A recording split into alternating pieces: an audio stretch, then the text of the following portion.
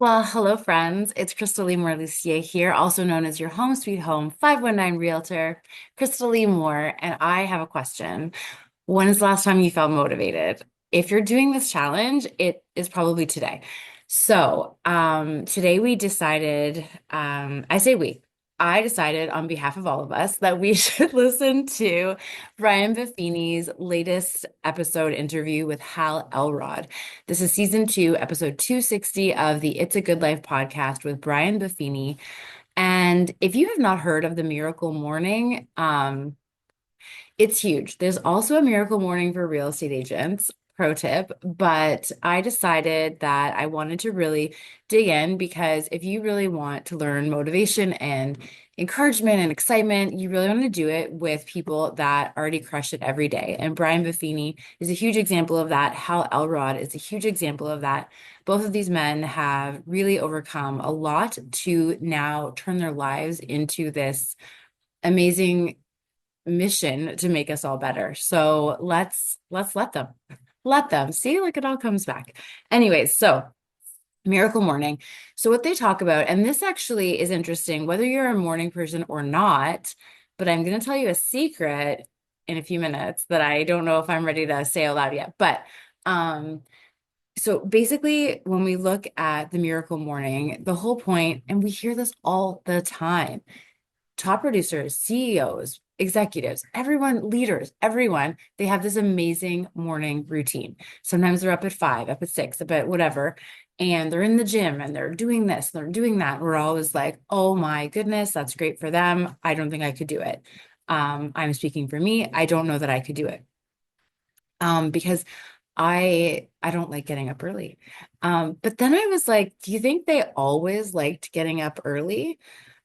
And I mean, maybe they did. Maybe they did. Maybe they are not the night owl that I am, and maybe they love getting up early. But I'm starting to wonder if it's more of like, could it be just a habit? This episode is great. Again, did the half-hour walk, wasn't feeling it today. And that's the thing. So you do it anyway. If you don't feel like something, do it anyway. I put on my snowsuit, I put on my hat, I put on my hand warmers and my gloves and my scarf, and I went for it. I have to say, like, how I feel on these walks is so good. And I would say you can use it as your exercise, but it's not your workout, right? It's just to get the blood pumping.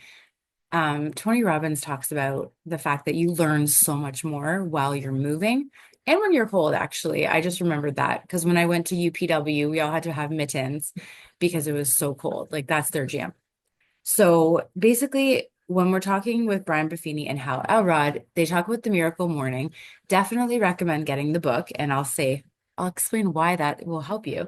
Um, there's a chance I'm getting up early, guys. I'm gonna try it. Not 5 a.m. I've done the 5 a.m. club, and if you're in it, I think you're amazing. If you want to be in the 5 a.m. club, though, you have to start the night before, and Night Owl Crystal can't do it.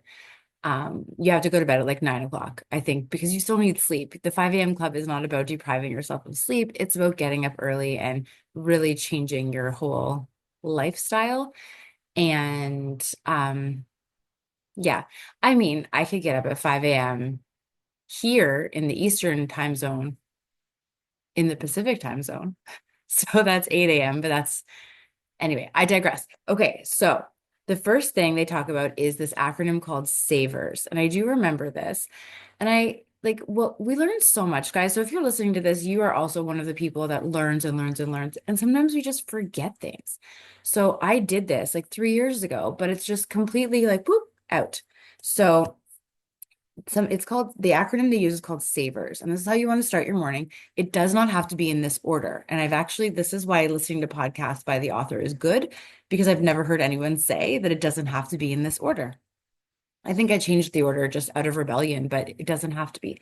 So the first thing in the acronym is SAVERS, so silence.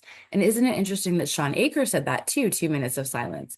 So silence, and Brian Buffini calls it contemplative prayer. Say that 5 times fast. Or it can just be silence. And the silence is just It just means you're kind of just chilling. So I actually we have a sauna. I do this in the sauna because I find the sauna is an easier place for me to have no distractions. Um, you can have some music if you really want, but it really is just silence. You're not reading anything, you're not talking to anyone, you're just kind of reflecting.